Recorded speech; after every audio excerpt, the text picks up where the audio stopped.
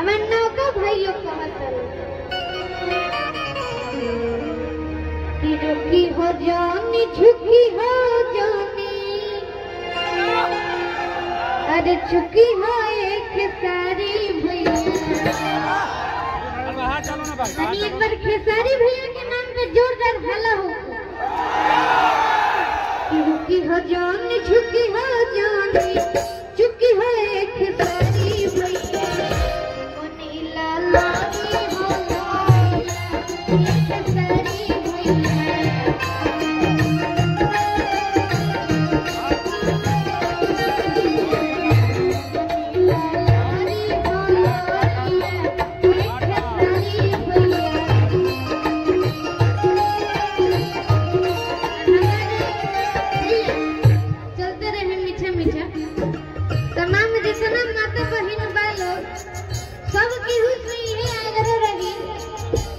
एक सारी भैया जी को वोट करे के चाहिए 2 नंबर याद रखिए एक के बाद आएगा 2 वो हो तारी घर में के कोनिया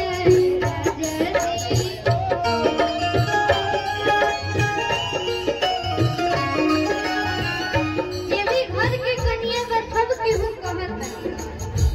वो हो तारी घर में के घर में की कनिया है राजा जी सब कैसे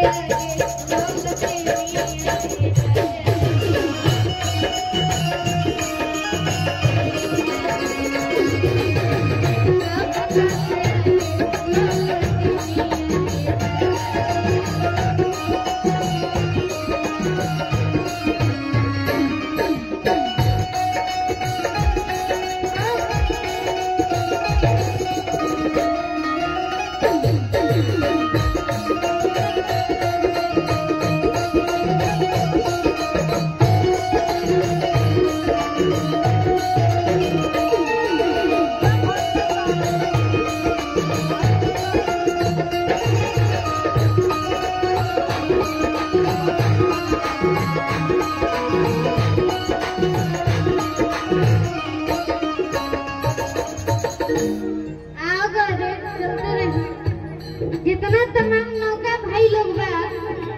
अगर खेसारी भैया से सच्चा प्यार करत होके जा तो अब की खेसारी दो भैया के जितावे के बा अब की खेसारी दो भैया के जितावे के बा विधायक बनावे के